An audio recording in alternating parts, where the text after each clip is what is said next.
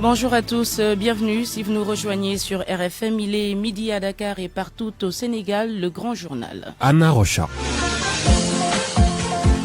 À la une ce matin, l'affaire Boffa-Bayotte. Maître Ciré Clédorly ne baisse pas les armes. L'avocat du principal accusé dans cette tragédie compte introduire une nouvelle demande de mise en liberté provisoire. Plus de 500 milliards de francs CFA injectés dans le plan décennal de lutte contre les inondations, les projets exécutés à près de 70%, révélation du gouvernement, résultat insuffisant d'après le président du mouvement Zéro Inondation. L'avenir politique de Moustapha Cissé Lo en question, éjecté de son poste de premier vice-président de l'Assemblée nationale, exclu de l'APR. Dans son fief Touba Mbaké, les jeunes politiciens sont pessimistes. Et puis le combat SODAV collectif Saïoui, les artistes remportent la première manche. La Société sénégalaise du droit d'auteur et des droits voisins sera auditée à la demande du chef de l'État. C'est le dossier de ce midi. À suivre l'actualité internationale avec Georges Diop. L'assassinat de Thomas Sankara du nouveau 33 ans après, le juge d'instruction a bouclé son dossier. Il renvoie aux fins de poursuite une vingtaine de personnes dont l'ancien président Blaise Compaoré et le général Gilbert Diendéré. Deuil national de 3 jours au Mali, cela fait suite à la double attaque de mardi qui a fait plus de 20 morts, des civils et des militaires. Démarrage de la campagne électorale dans un climat de tension, c'est en Côte d'Ivoire, plusieurs manifestations dans le pays contre la candidature de Alassane Ouattara. On se retrouve dans 15 minutes, Georges Détier, pour le développement, juste après la page des sports de Cherti Diagne. Des présidents de clubs de volleyball constituent un collectif pour exiger la tenue de l'Assemblée générale élective de la dite fédération. Cela fait 4 années, disent-ils, qu'aucune activité n'est tenue par la Fédération sénégalaise de volleyball. Nous allons aussi nous intéresser dans ce journal au basketball avec la direction technique régionale de Dakar qui se lance dans la détection de jeunes talents à football. Dijon veut s'attacher les services de Moussa Konaté. Le club de Ligue 1 française discute actuellement avec Amiens pour attirer l'attaquant sénégalais qui évolue cette saison-ci en Ligue 2. À tout à l'heure, cher Tidiane Diagne, le grand journal à suivre également, la revue de presse et puis en fin d'édition, point de vue, comment éviter un rebond de l'épidémie de coronavirus au Sénégal au regard des cas importés, débat aux environs de 12h35.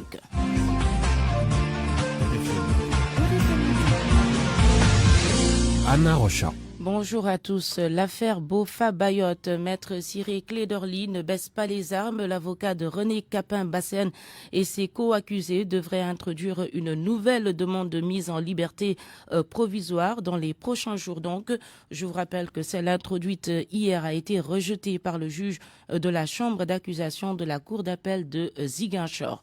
On fait le point avec Lamine Ba sur place. Maître Ciré Clédorly n'a pas réussi hier à convaincre le juge de la chambre d'accusation de la cour d'appel de Ziguinchor de remettre en liberté provisoire René Capain-Bassène et compagnie dans l'affaire Boffa-Bayotte. La demande de mise en liberté provisoire a été rejetée par le juge, estimant que les arguments mis sur la balance ne pèsent pas suffisamment pour justifier la mise en liberté provisoire du cerveau présumé du massacre de Boffa-Bayotte. À sa sortie d'audience avec le juge hier, Maître Ciré Clédorly avait invoqué beaucoup d'irrégularités sur toute la procédure dans ce dossier, de l'interpellation des présumés auteurs du massacre à leur placement sous mandat de dépôt. L'avocat a soulevé des griefs relatifs à l'enquête menée par la gendarmerie dans ce dossier, soutenant que les éléments d'information recueillis par les officiers de police judiciaire n'ont pas forcément fait l'objet de vérifications de la part du juge d'instruction. Maître Ciré Clédorly d'ajouter que dans la phase de procédure, des témoins clés dans ce dossier ont été volontairement laissés en rade, alors que d'autres ont tout bonnement décliné l'offre d'être entendus dans cette affaire. Ainsi donc, c'est la deuxième demande de mise en liberté provisoire introduite par Maître Ciré Clédorly dans cette phase de procédure qui a fait l'objet de rejet après celle introduite auprès du juge du tribunal de grande instance de Ziguinchor. L'avocat ne s'avoue tout de même pas vaincu dans cette phase de procédure pénale. Nous tenons de sources proches du dossier que Maître Ciré Clédorly compte introduire dans les prochains jours une nouvelle demande de mise en liberté provisoire auprès du juge de la chambre d'accusation de la cour d'appel de Ziguinchor en invoquant les irrégularités sur les anomalies notées dans la phase d'enquête et auxquelles il a fait référence lors de son face-à-face avec la presse hier. Le carnage de Boffa a eu lieu le 6 janvier 2018. 14 bûcherons avaient péri au cours de ce massacre qui avait conduit à l'ouverture d'une enquête par la section recherche de la gendarmerie. Enquête ayant abouti à l'arrestation d'une vingtaine de personnes. Lamine Ba, Ziguinchor, Radio Futur Média. À Ziguinchor, vous nous écoutez sur la 92 FM. Il est midi et 5 minutes. RFM, partout, tout le temps. On connaît maintenant les chiffres sur les inondations. L'État révèle avoir injecté 506 milliards de francs CFA dans le plan décennal de lutte contre les inondations avec un taux d'exécution des projets de 66%. Le président du mouvement Zéro Inondation juge ces résultats insuffisants. Abdou Samad Diouf continue de demander un audit des fonds destinés à la lutte contre les inondations. Il est joint par El Haj Ndjogoudjena. Je l'ai entendu que l'État a mis plus de 506 milliards dans le cadre de lutte contre les inondations pour le programme décennal. Donc, ils ont un taux d'exécution de 66%. Donc, moi, j'attendais plus parce que quand il y a un programme décennal et tu as budgétisé pour 750 milliards, et actuellement, on est à 2 ans du programme décennal. Moi, je pense bien qu'on attendait à avoir 80% au moins ou bien 90%. Mais c'est vrai que l'État, il y a des communes au niveau de la banlieue, on a vu des améliorations là-bas, très sérieusement. Mais quand tu viens dans la commune de Diamaguène-Sicap-Mbao, le problème est toujours là, pour dire vrai. Parce que Diamaguène-Sicap-Mbao, son problème aujourd'hui, c'est un problème d'assainissement et manque de canalisation. Et je pense que sur les 506 milliards là, moi je pense que Diamaguène-Sicap-Mbao doit être parmi les communes, donc vraiment à être dedans. Moi je pense que actuellement, donc l'État doit encore revoir la situation parce que pour mettre 750 milliards, tu as mis 500 et quelques milliards. Et la situation est toujours là. Moi, je pense que donc on doit encore revoir les choses, essayer d'impliquer tout le monde, aussi faire une audit sur la situation, parce que je l'ai toujours dit. Donc, l'État a fait des efforts, le président a mis des moyens, mais il y a des choses qui manquent toujours. Les familles sont toujours dans l'emprise de l'eau. Donc, il faut que l'État doit auditer les 506 milliards. Des problèmes d'eau également au quartier Las Palmas de Guédiawaye, une pénurie chronique. L'eau ne coule des robinets que le soir. À cela s'ajoutent des factures souvent trop salées. Un sujet de Salif Sow, l'un de nos correspondants dans la banlieue de Dakar, à l'occasion de la journée mondiale du lavage des mains. Matinée ensoleillée au populaire quartier HLM Las Palmas. Mam Rokaya trempe ses mains dans un petit seau après chaque vente opérée. La vendeuse de poissons du coin dit confronter d'énormes difficultés pour s'approvisionner en eau. C'est le délégué de quartier qui nous aide parfois. Il fait venir ici un camion citerne et même dans la distribution du liquide précieux éclate souvent des bagarres entre femmes. Cette dernière et une autre habitante du quartier s'invitent au débat. Ici, une seule goutte d'eau ne coule des robinets dans la journée, font-elles constater, ce durant presque toute l'année. L'eau ne coule des robinets qu'en pleine nuit. Et pourtant, un château d'eau surplombe la localité. De loin, nous l'apercevons. Les conséquences sont lourdes. Elles ont fini de coûter cher aux habitants de la localité. Nous sollicitons souvent les services de charité. On paye entre 2 000 francs et 3 000 francs CFA. Les factures salées de CNO aussi. Les femmes au foyer ont voulu toutes en parler au même moment. C'est trop cher. On dirait qu'il n'y a même pas pénurie d'eau ici. L'autre fois, j'ai payé 50 000 francs. Ça coule de source. L'eau, source de vie, est ici source de complaintes et d'inquiétudes en cette période de pandémie de Covid-19. Salif Sow, Guédiawaye, Radio Futur Média. Le directeur de l'ONAS, lui, réagit après le sitting des habitants de Thiaroye-sur-Mer qui se sentent oubliés dans le projet de réhabilitation de la baie de Han. Ils demandent la réhabilitation de leur quartier. D'après Lansana Gagny Sakho, des discussions sont en cours, mais il précise que Thiaroye-sur-Mer n'est pas prévu dans la réhabilitation de la baie de Han. Il est interrogé par Ndjogoudjena. Dans le cadre du projet de dépollution de la baie de Han, l'Union européenne a financé la restructuration du quartier de Han, d'une partie de Han-Bel-Air et d'une partie de Mao. Et c'est ça qui était prévu. Le Thiaroye n'a pas été pris en compte.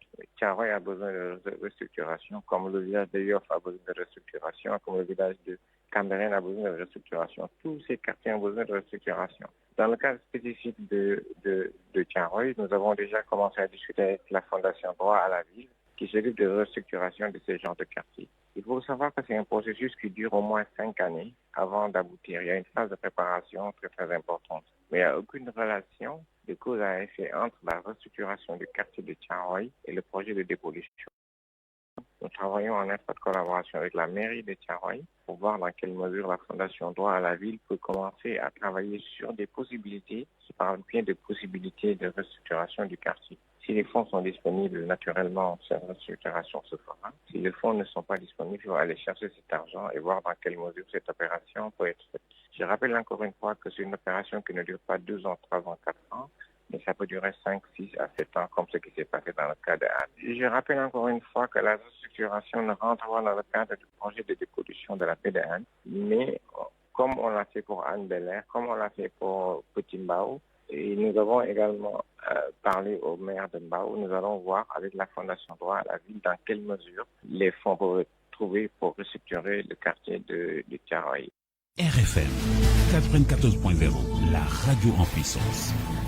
À présent, le point Corona du jour à 12h11. Le Sénégal a enregistré 17 nouvelles infections liées au Covid-19, 5 cas importés enregistrés à l'aéroport international Blaise Diagne, mais aussi 7 cas issus de la transmission communautaire. Les cas graves ont encore augmenté, plus de entre hier, mercredi et aujourd'hui, mais pas de décès. Les précisions du docteur Mamadou Ndiaye, directeur de la prévention au ministère de la Santé.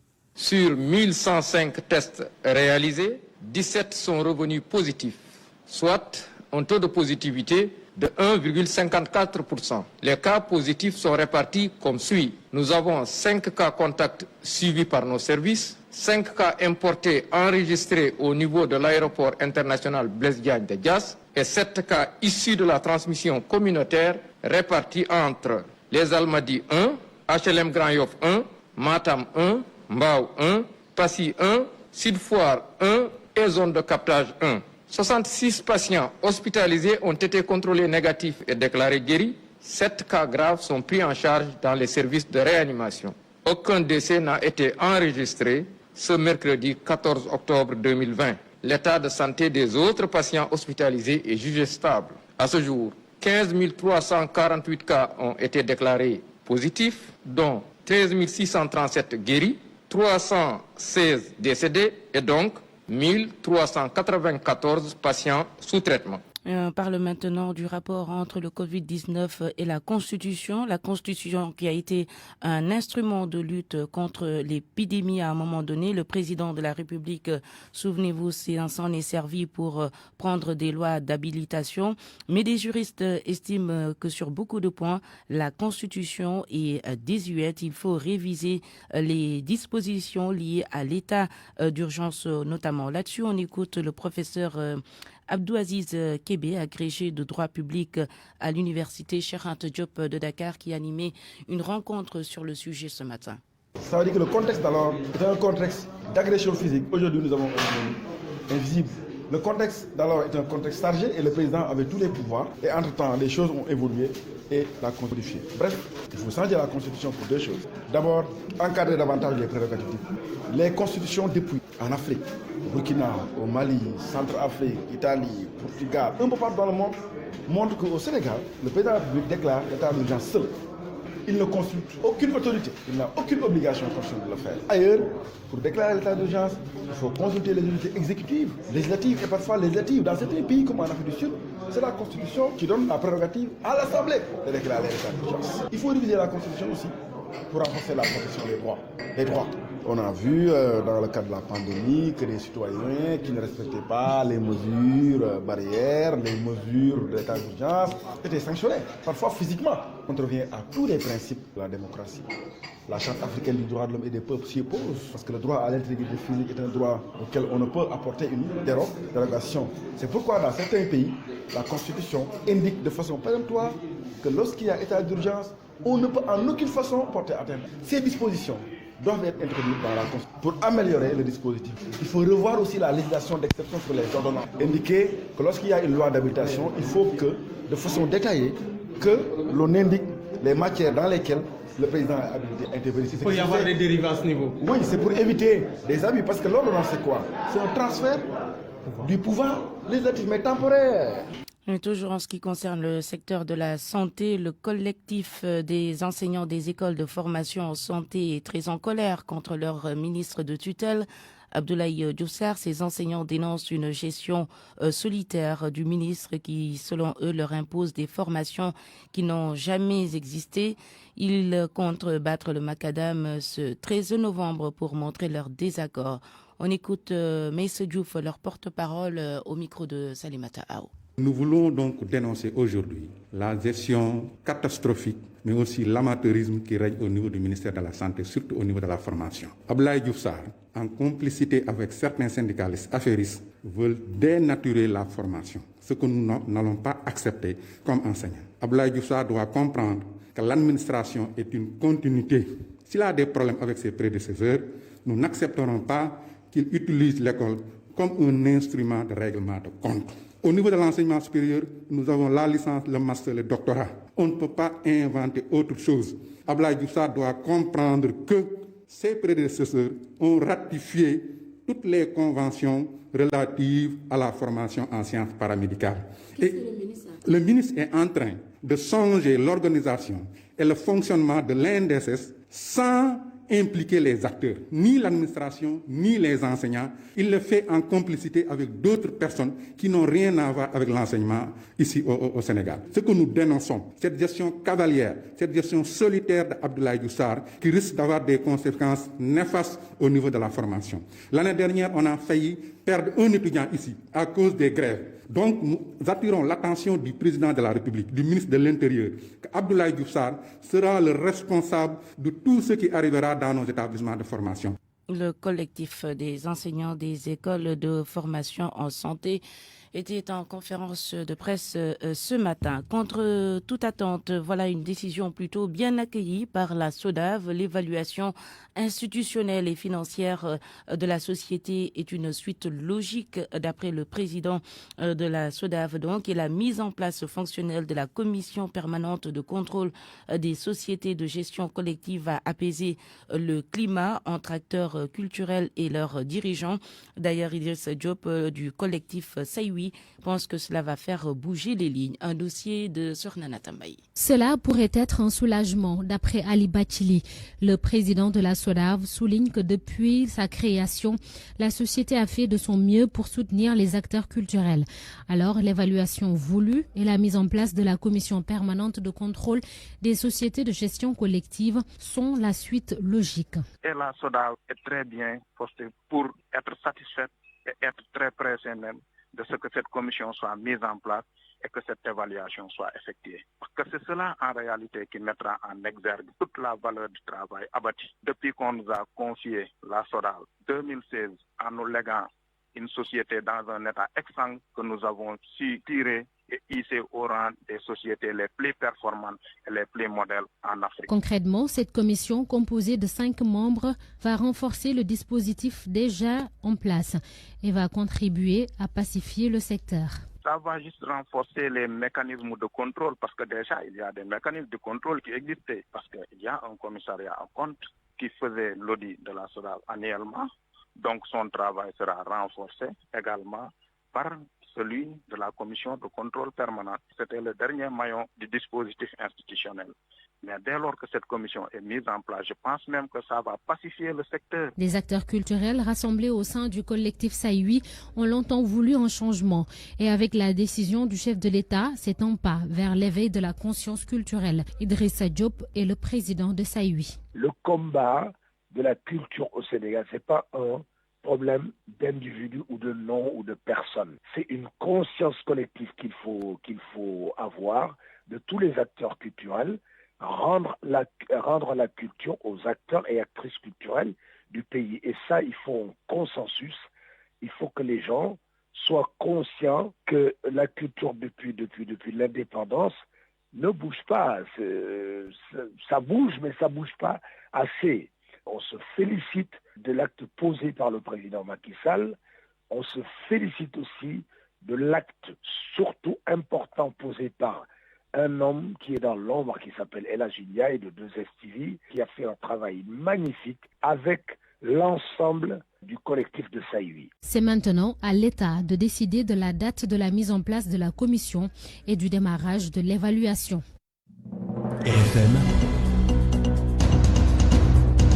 l'actualité politique. À midi 20 minutes, rien ne va plus dans la carrière politique de Moustapha Cissé Lo. Après avoir été exclu de l'APR et du groupe parlementaire Benno Bokk Yakaar, il a aussi perdu son poste de premier vice-président de l'Assemblée nationale dans son fief Touba Mbacké. Son avenir politique semble incertain. Les avis des jeunes politiciens de la zone sont tout de même partagés. Voici un micro-trottoir réalisé ce matin par Marema Diop. Medoune Diouf, ordinateur adjoint de la COJER. Pour le cas de Moustapha Cissé Lo, il a marqué son empreinte dans les annales de l'histoire politique nationale et de l'histoire politique du département, plus particulièrement la commune de Touba. Et même s'il n'est plus électeur de Touba, mais il a des militants qui se battent nuit et jour pour le triomphe du président Macky Sall. Nous lançons un appel au président Macky Sall à la direction du parti pour qu'il revienne à de meilleurs sentiments, parce que Moustapha Cissé Lo n'est pas un élément à qui on doit jeter en pâture, et que au niveau local il n'est plus électeur du département de Mbacké. Donc son avenir dans le département politiquement, c'est un avenir un peu hypothéqué. Donc au niveau du département de Mbacké, ce sera un peu difficile, puisqu'il a quitté le département pour aller se baser au niveau de Dakar. Pour moi, son avenir se trouve au niveau de Dakar et non dans le département de Mbacké. Donc on ne sait pas, est-ce qu'il va retourner au niveau du département? Donc s'il retourne, est-ce qu'on aura Moustapha Cissé Lo avant? Mor Sarr, secrétaire général de l'UJTL Touba. Pour le cas Cissé Lo, je dirais que il sera très difficile pour lui de se rehausser dans le département, car quand il dirigeait, quand il était dans les affaires, il n'a pas investi sur les jeunes. Les jeunes n'ont pas senti Cissé Lo, parce que nombreux sont les jeunes qui étaient derrière lui, qui n'ont pas encore de travail. Et raison de plus, il a déménagé pour Dakar et il a déplacé son lieu de vote à Dakar. C'est les deux principales raisons qui expliquent le fait de se rehausser ici dans le département de Mbacké, lui sera très difficile. Toujours dans l'actualité politique, PASTEF réagit à la sortie de Cheikh Issa Sall, témoin de l'audience entre Mansour Faye et Ousmane Sonko. Le directeur général de l'agence de développement municipal avait déclaré que Sonko voulait que le chef de l'État torde le bras à la justice pour tirer d'affaire l'ancien directeur du cadastre, Tahibou Ndiaye.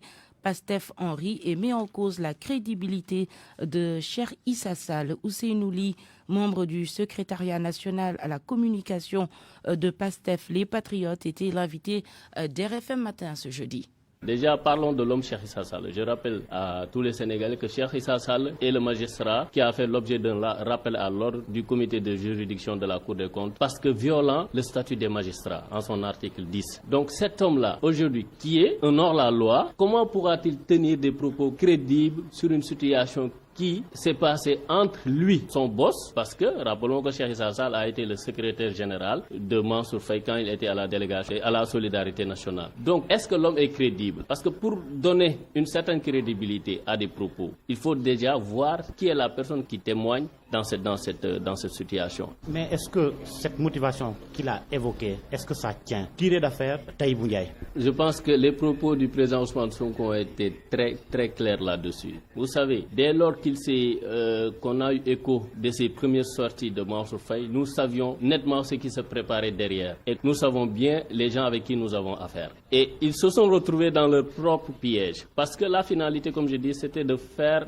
une allusion entre l'affaire Tahibou Ndiaye et cette prétendue audience. Le président Ousmane Sonko a dit que devant tous les Sénégalais. Et ça a été vérifié parce que si vous regardez en 2013, il y a des articles de la presse qui disent que des fonctionnaires, des inspecteurs des impôts et domaines ont servi au président de la République une lettre de vérification fiscale. Et c'était ça l'objet de cette rencontre parce qu'il venait tout juste d'arriver au pouvoir et comme tout pouvoir, il voulait dérouler en toute tranquillité et ne pas faire à une certaine opposition, à une certaine adversité. RFM. L'actualité internationale. Le tour d'horizon de l'actualité internationale à midi, bientôt 25 minutes avec Georges Détidieu. Bonjour Georges. Bonjour Anna. Thomas Sankara, il y a 33 ans, l'assassinat du leader de la révolution burkinabé, le dossier évolue. C'était le 15 octobre 1987. Aujourd'hui, le dossier est bouclé. Plusieurs personnalités militaires de l'époque, dont l'ancien président Blaise Compaoré, sont renvoyés devant la chambre de contrôle du tribunal militaire. Là-dessus, un des avocats de la famille, maître Benewende Sankara, joint à Ouagadougou. Je dois vous dire avec horreur satisfaction que au jour d'aujourd'hui, nous avons une ordonnance de renvoi devant la chambre de contrôle du tribunal militaire, ce qui veut dire en termes clairs que le juge d'instruction vient de boucler son dossier d'instruction et il a décidé de poursuivre un certain nombre de personnes, environ une vingtaine, dont l'ancien président Blaise Compaoré qui est en fuite en Côte d'Ivoire, l'ex-général Gilbert Guinguéré, un certain nombre de personnalités du régime Compaoré, plus bien sûr les exécutants qui étaient des militaires proches du régime du président Blaise Compaoré. Je dois vous dire que ce dossier effectivement fait l'objet des attentes de tous les Burkinabés et même de l'Afrique, et que les avocats qui se sont constitués, aussi bien pour les inculpés que pour les parties civiles, tiennent à un procès équitable qui respecte les normes et les standards internationaux. C'est ce qui explique souvent la lenteur au regard de l'ampleur aussi donc du crime qui a été commis en 1987. Direction le Mali avec ces 3 jours de deuil national qui démarrent ce jeudi. C'est suite à l'attaque, la double attaque du mardi du poste des forces armées à Sokoura, attaque ayant fait des victimes civiles et militaires. Au total, 12 civils et au moins autant de militaires ont été tués.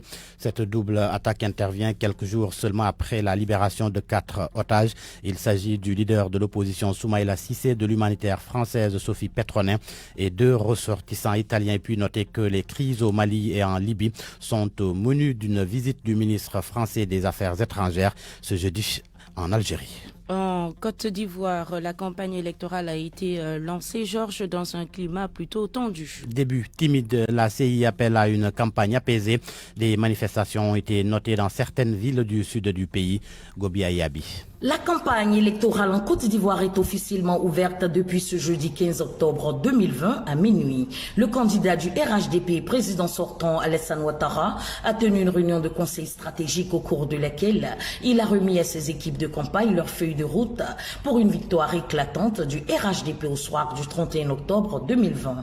Le président de la commission électorale indépendante, Kuibera Ibrahim Koulibaly, a déclaré la campagne électorale ouverte et donné des instructions et des garanties pour un scrutin sécurisé. La campagne électorale officielle s'ouvrira ce jeudi 15 octobre à minuit pour une durée de 15 jours, soit 48 heures avant le scrutin. Je souhaite à chacun d'entre vous une pleine réussite dans la compétition électorale pour accéder à la magistrature suprême de l'État de Côte d'Ivoire. La CEI, pour sa part, a pris toutes les mesures idoines en étroite collaboration avec les autorités de régulation des secteurs de la communication, de l'audiovisuel et de la presse. Nous veillerons au bon déroulement de la campagne et au respect des dispositions légales. Quelques manifestations contre le 3e mandat de Alassane Ouattara ont eu lieu ce matin du 15 octobre dans les villes de Yakassi à Tobrou, au sud de la Côte d'Ivoire, dans la région de Lamé, et à Gagnoa, ville natale de l'ex-président Laurent Gbagbo. Elles ont été dispersées par les forces de l'ordre. Gobi Ayabi, Abidjan, RFM. La présidentielle ivoirienne est prévue le 31 octobre prochain. 4 candidats sont en lice: Alassane Ouattara, l'ancien président Henri Konan Bédié, Pascal Affi-N'Guessan du FPI et l'ancien député Kouadio Konan Bertin. Parlons à présent de la crise du Covid-19 en France. En France, des perquisitions sont menées chez plusieurs personnalités. Le domicile et les bureaux du ministre de la Santé, Olivier Véran, ont été perquisitionnés ce matin dans le cadre d'une information judiciaire sur la gestion de la crise sanitaire. D'autres perquisitions ont lieu au domicile de plusieurs membres du gouvernement en poste au plus fort de la crise, chez l'ancien Premier ministre Édouard Philippe, Agnès Buzyn et Sibeth Ndiaye. Les domiciles du directeur général de la santé Jérôme Salomon et de la directrice générale de Santé publique France ont été également perquisitionnés. Une information judiciaire avait été ouverte le 7 juillet dernier pour abstention de combattre un sinistre et confiée à la commission d'instruction de la Cour de justice de la République qui agit comme un juge d'instruction et mène les investigations.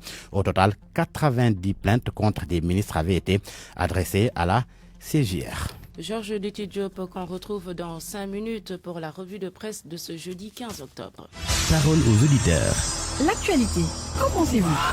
Moi, je pense que vous devez. Réagissez dans nos éditions d'information sur l'actualité. Bonjour. Du lundi au vendredi, vous avez la parole sur RFM.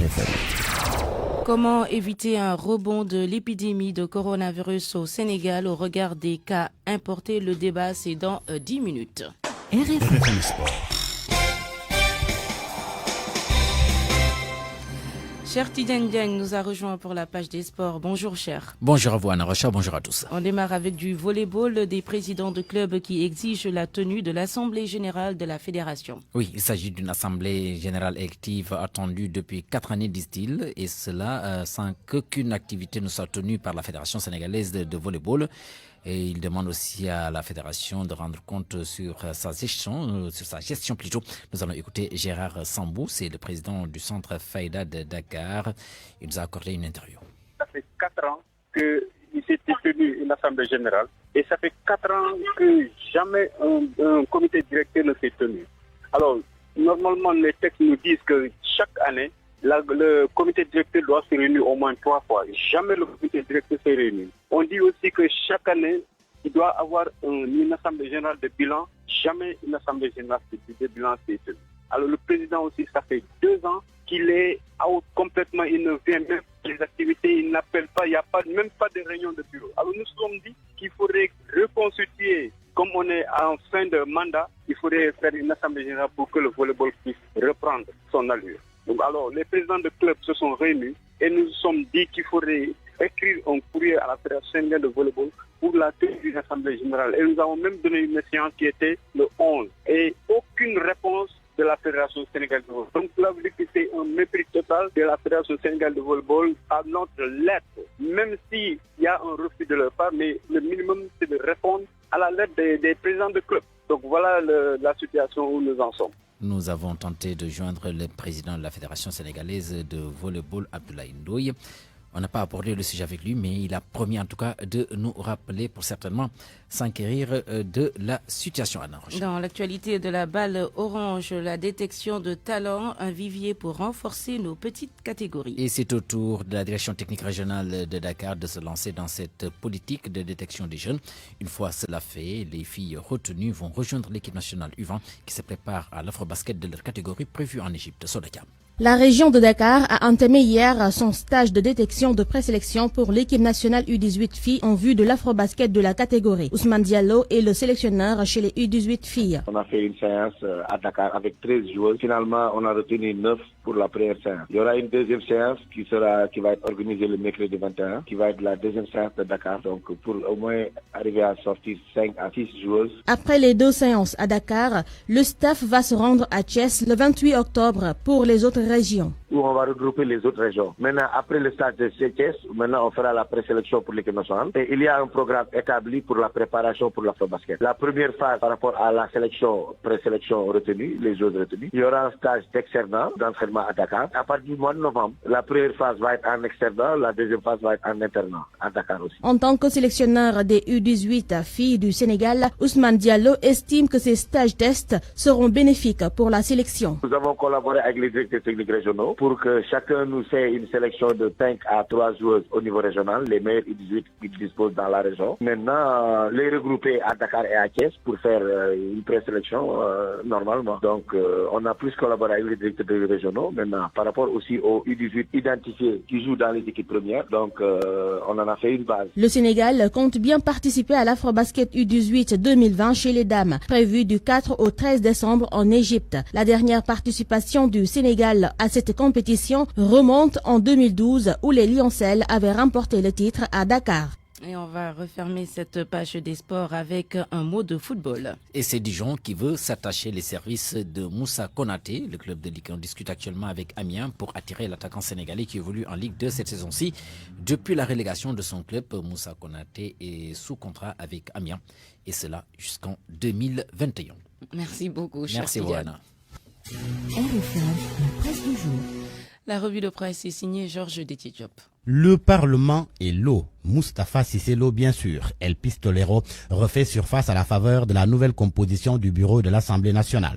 Cissé Lo n'en fait plus partie. Il est remplacé au poste de premier vice-président par le député Abdou Mbow. Principal changement donc relevé par les journaux.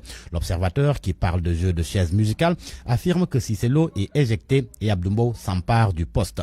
Une conséquence de son exclusion de l'Alliance pour la République il y a de cela quelques mois. La suite hier, l'APR évacue Lo, raille le quotidien, pendant que le journal Le Témoin indique que Cissé Lo touche le fond de l'abîme. Selon mon confrère, la descente aux enfers se poursuit pour le député. Et pour cause, exclu de son parti, lâché par l'Assemblée nationale, renvoyé de son groupe parlementaire, El Pistolero a subi hier l'estocade. La réaction de Cissé Lo à cette nouvelle donne, le député s'est entretenu avec les Échos et Source A. Dans Source A, il confie que le président a estimé qu'il y a le poids de l'âge et il soutient ceux qui ont été choisis par le chef de l'État qu'il remercie. Il ajoute qu'il est dans le parti et dans le groupe parlementaire et n'a pas encore vu une notification qui peut lui faire dire le contraire. Donc, je respecte les consignes du parti, dit-il. Dans les Échos, il déclare qu'il n'a pas de problème avec le président, mais plutôt avec les gens du parti. Cissé Lo qui fait savoir à mon confrère que depuis juillet, il est malade. Les seules ambitions qu'il a pour le moment, c'est de retrouver sa santé. Lors de l'ouverture de la session ordinaire hier, le président Moustapha Niasse a tapé sur la table, du moins si l'on se fie à Sud Quotidien. Le journal rapporte que face aux multiples sollicitations de l'Assemblée nationale sur des questions d'ordre sociétal, Niasse est monté au créneau pour recadrer le débat. Selon lui, l'Assemblée nationale sait ce qu'elle doit faire, elle le fera et personne ne lui dictera ce qu'elle fait et ce qu'elle doit faire. Nous restons à l'Assemblée nationale avec un député dont on n'a plus de nouvelles. Il s'agit de Pape Diop. L'observateur indique que l'ancien président du Sénat, sous Wade, vit les dernières heures d'une nouvelle carrière politique qui peine à décoller. En cause, une absence chronique à l'Assemblée nationale, un mutisme politique et un manque de dynamisme au sein de la convergence démocratique Bok Gis Gis. Dans l'observateur toujours, un entretien qui risque de faire polémique au sein de la majorité présidentielle. Un entretien avec Maître Moustapha Mbaye, président du conseil départemental de Saint-Louis, par ailleurs secrétaire général aux questions juridiques du Parti socialiste. Plusieurs sujets au menu, dont la question du troisième mandat. Pour lui, il y a une tentation pour briguer un troisième mandat. Maître Moustapha Mbaye, qui a par ailleurs flétri la coalition présidentielle. Selon lui, Benno Bokk Yakaar ressemble à une alliance d'un cavalier et de ses montures. Au sujet du Parti socialiste, il est formel. Le PS, à son avis, ne reviendra jamais au pouvoir comme force principale d'une alliance s'il ne consent pas sur lui-même les ajustements drastique que la situation appelle. L'allié du PS, le chef de la majorité, Macky Sall, cité par l'ex-maire de Mantes-la-Jolie en France, Michel Vialet, épinglé pour des dépenses de prestige dont l'achat de produits de luxe. L'info barre la une du quotidien Les Échos. Selon mon confrère, Michel Vialet a expliqué que certains de ces produits de luxe ont été offerts en cadeau à des collaborateurs et au président de la République du Sénégal. Ces dépenses faramineuses, dont certaines ont été effectuées lors de ses missions au Sénégal, ont été dénoncées par le rapport de la Chambre régionale des comptes d'Île-de-France. À la une de Walf Quotidien, la gestion de l'affaire Terme Sud, le général Mansour Seck met en garde. Le journal indique que l'ancien SEMGA a appelé la classe politique, l'opposition notamment, à ne pas politiser le dossier, qu'on n'aille pas diviser selon lui le commandement par rapport à la troupe. Le général Seck qui a par ailleurs précisé que les terrains appartiennent à l'armée sénégalaise, donc il s'agit de logements de service à libérer après l'exercice de ses fonctions. L'accès des femmes au foncier. Les journaux LAS et Enquête semblent s'être passé le mot ce matin. Des dossiers sur les difficultés rencontrées par les femmes rurales pour accéder au foncier agricole. Les femmes ostracisées, s'exclame LAS à la une de Enquête. La loi des hommes. À vos kiosques et bonne lecture. Midi 39 minutes sur RFM, on y est, point de vue. Aujourd'hui, on discute de l'épidémie de coronavirus au Sénégal. Faut-il craindre un rebond avec ces nouveaux cas importés? En ligne avec nous, le docteur El Hadj Mamadou Ndiaye, directeur de la prévention et porte-parole du ministère de la Santé. Bonjour docteur. Bonjour Anna Rocha. Nous sommes également avec Seydina Aliou Boli, spécialiste en gestion de catastrophes et urgences complexes. Bonjour Monsieur Boli. Oui, bonjour Anna Rocha. Vous me permettez, je démarre avec le docteur Ndiaye. Docteur? Oui, bonjour. Alors, depuis le début de la semaine, on a enregistré un peu plus de 24 nouveaux cas importés donc depuis le début de cette semaine. Est-ce que pour vous, il y a défaillance quelque part? Bon, merci. Je vous salue l'ensemble de vos auditeurs. Salue également Dr Boli. Et on peut dire à chaque fois qu'on parvient à détecter un cas, on ne dira pas que c'est une faille, on dira même que c'est pratiquement un atout de plus dans le système de surveillance du pays. Parce que nous jugeons que c'est le pays que nous jugeons, notre système de surveillance. Nous disons que notre système de surveillance a montré une fois un atout par rapport à la lutte contre cette pandémie. Bien sûr, oui. Ça signifie également, quand nous on le juge comme ça signifie une faille ailleurs. Parce qu'encore une fois, pour ne parler que de cas peut-être importés, si on se réfère au règlement sanitaire international, c'est de lutter contre, bien sûr, c'est de faire de telle sorte qu'on puisse prévenir, détecter les maladies, n'est-ce pas, d'où qu'elles viennent, mais également éviter la propagation internationale des maladies. Autant nous devons prévenir ce qui doit entrer dans notre pays, mais autant nous devons éviter la propagation internationale d'une maladie qui part de chez nous, comme les autres pays également doivent faire de telle sorte que quelqu'un qui quitte le pays ne puisse pas amener la maladie avec elle. Mais voilà, le fait est justement que, Dr Ndiaye, la personne qui a été testée à l'aéroport a le temps d'aller contaminer d'autres personnes, le temps que son test revienne, positif ou pas. Mais, attendez, parce que ne croyez pas seulement que les personnes qui sont atteintes de Covid sont les personnes qui sont en train d'entrer dans le pays. Il y a des personnes à l'intérieur du pays qui sont déjà détectées et qui sont positives. Et qui sont même parfois, certains sont suivis à l'hôpital si leur cas le requiert, mais d'autres sont suivis même à domicile, encore une fois. C'est pas l'idéal est que la personne ne puisse pas, dès qu'actuellement, dès qu'on arrive, qu'on vient d'un voyage, on doit quand même observer un certain nombre de mesures, continuer en attendant. Surtout, si on a fait un test, on doit s'attendre à recevoir des résultats dans les prochaines heures ou dans les prochaines minutes. C'est peut-être l'idéal, mais c'est surtout de faire de telle sorte que la personne ne puisse pas contaminer son entourage. Parce qu'encore une fois, c'est des Sénégalais qui viennent, qui rentrent chez eux, ils ont le droit de rentrer. C'est également d'autres parce que les frontières ne sont pas fermées et que la personne doit en toute responsabilité, si on revient actuellement d'un voyage, quel que soit par ailleurs, on doit observer quand même... Se mettre en quarantaine. Surtout on vient de pays qui fait l'objet d'une épidémie. Seydina Aliou Boli, vous êtes également avec nous, spécialiste en gestion de catastrophes et urgences complexes. Est-ce qu'il ne faudrait pas, à l'image des autres pays européens, par exemple, imposer le résultat du test avant d'entrer dans le territoire sénégalais pour freiner justement cette propagation de cas importés? Merci Anna Rocha. Permettez-moi tout d'abord de saluer les auditeurs et surtout mon grand frère Dr Ndiaye. Pour commencer, moi je voudrais qu'on prolonge un peu ce que Dr Ndiaye a dit au début. Allez-y, oui. Les personnes qui rentrent dans le pays, c'est des Sénégalais ou des étrangers en tout cas, qui viennent soit de pays où la dynamique de l'épidémie est très forte en termes d'incidence, donc il y a beaucoup de cas, ou alors ils viennent de pays où c'est des pays silencieux, où on n'a pas de cas, s'il en existe aujourd'hui, ou enfin des pays où on n'a aucune visibilité par rapport aux statistiques, aux données, en tout cas en termes de fiabilité. Si on part de ces postulats-là, je pense que le principe de précaution, de prudence, voudrait qu'on regarde d'ailleurs justement de ce qu'on constate à l'AIBD, qu'on renforce justement ce système de surveillance qui, je suis tout à fait d'accord avec l'observation, fonctionne, parce qu'il fonctionne, effectivement, on arrive à détecter des cas. Par conséquent, il faudra qu'on verrouille davantage. Et verrouiller davantage, c'est lutter contre un phénomène qui, me semble-t-il, je n'en ai pas de preuves à vous donner tout de suite, mais me semble-t-il, il y a un phénomène aussi de falsification de documents de santé. À quel niveau?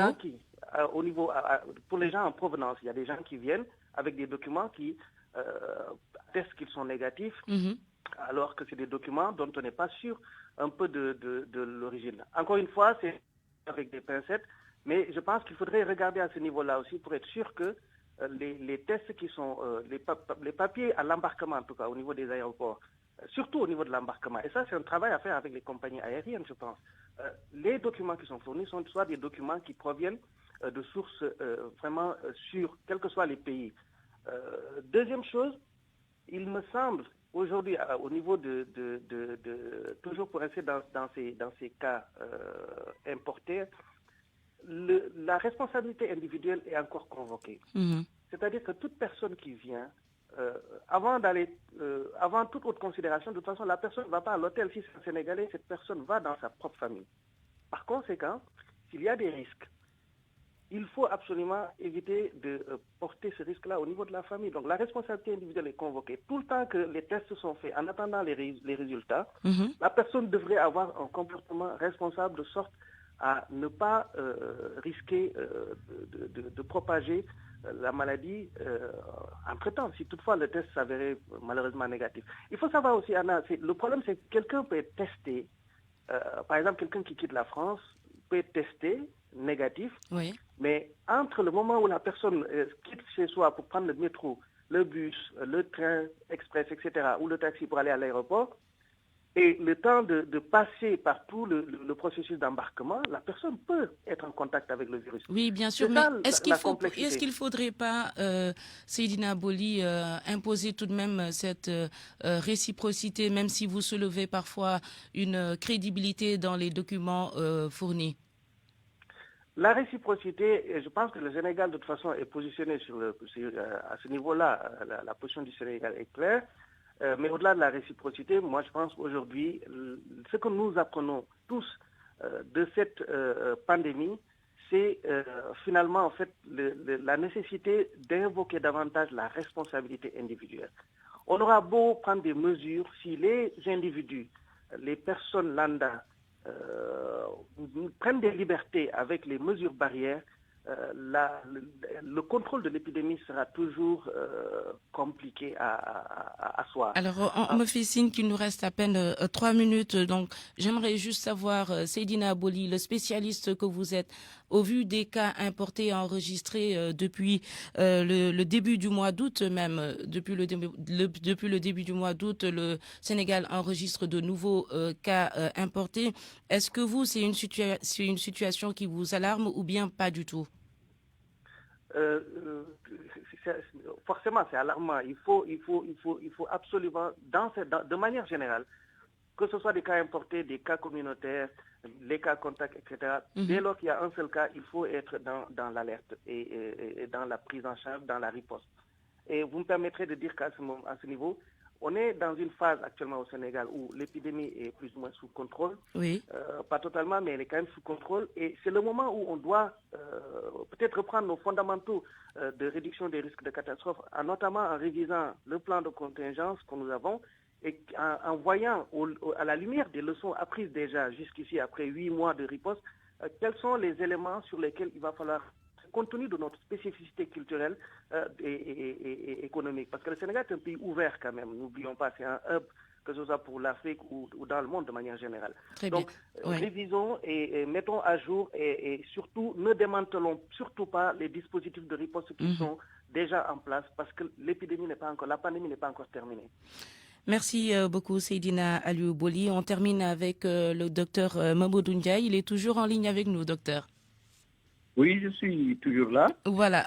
Après 8 mois de riposte, docteur, aujourd'hui au niveau du ministère, justement, est-ce qu'il y a un plan spécifique justement pour maintenir ce cap-là, pour ne pas avoir une deuxième vague, comme on voit à l'étranger?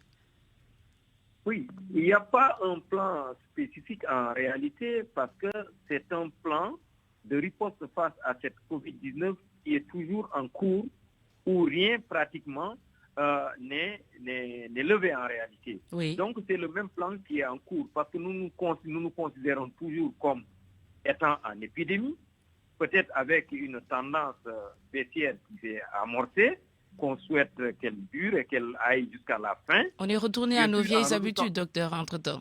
Oui, en redoutant également ce qui se passe à l'extérieur. Les habitudes sont toujours là, comme vous dites, il y a la tendance qui est là, etc. Mais pour revenir à l'essentiel, comme je dis, c'est le même dispositif qui est toujours là, que ça soit, et ça a même été repris hier par son Excellence Monsieur le Président, qui encore exhorte les populations, surtout les agents, les structures de santé, à veiller à ce qui se passe au niveau des frontières, compte tenu des cas importés. Dr Bouli en a parlé, mais sont convoquées les responsabilités de chacun, qu'il soit au niveau à l'intérieur du pays, à l'extérieur du pays. On a même une mesure de plus, c'est notamment une circulaire même qui est sortie hier, conjointement travaillée entre le ministère de la Santé et le ministère des Transports aériens, et que désormais personne normalement ne doit pouvoir entrer à l'intérieur du pays s'il ne dispose pas d'un test PCR, comme on l'appelle communément, négatif datant de plus, ne dépassant pas une semaine. Ça commence aujourd'hui, cette mesure. Oui, cette mesure, c'est une mesure qui doit entrer en vigueur et on a même donné la date au plus tard à partir du 1er novembre. Mais déjà, c'est déjà verrouillé depuis maintenant, mais on ne doit pas pouvoir embarquer dans un avion à destination du Sénégal si on ne dispose pas d'un test PCR négatif, n'est-ce pas, pour pouvoir entrer. C'est pas possible. On ne doit pas pouvoir le faire. Comme ça va freiner un peu, peut-être que ça ne va pas annuler, mais ça va freiner ces cas importés qu'on constate par-ci et par-là. Docteur Ndiaye, juste en 30 secondes, est-ce que vous êtes au courant de ces faux documents dont parle Seydina Boly, des faux documents de voyageurs en provenance d'eux? Bon, docteur, ce qu'il a dit, c'est exact. Il y a une réalité. On a pu en prendre. C'est-à-dire que nous, on a même deux choses. On peut dire qu'il y a des faux documents. Il y a des gens qui, quand un document est là et signé par une personne qui n'est pas habilitée à le signer, nous d'emblée, nous disons que c'est un document faux. Ça, c'est un. De deux, il y a des documents, même s'ils ne sont pas faux, mais c'est des tests qui, en fait, ne sont pas des tests que nous avons ciblés dans le cadre de la lutte contre la COVID. D'accord. N'est-ce pas? Donc, c'est un peu technique, mais c'est surtout ça. Nous avons donné un test PCR. Quand quelqu'un amène un test par rapport à une sérologie, nous disons que ce n'est pas ce qui est visé par les autorités sanitaires du Sénégal pour entrer dans le pays et pour être considéré comme endème. Voilà donc merci beaucoup, docteur. Éléments qui... Voilà. Merci beaucoup d'avoir pris part au débat. Docteur El Hadj Mamadou Ndiaye, je vous rappelle que c'est le directeur de la prévention et le porte-parole du ministère de la Santé. Nous étions également avec Seydina Aliou Boly, spécialiste en gestion de catastrophes et urgences complexes. Aliouba était à la mise en onde, El Hadj Ndiogoudien à la réalisation, Pape Oumar Diaw à la régie. Merci à toute l'équipe, à toute la rédaction de la RFM. Yacine était au niveau du digital.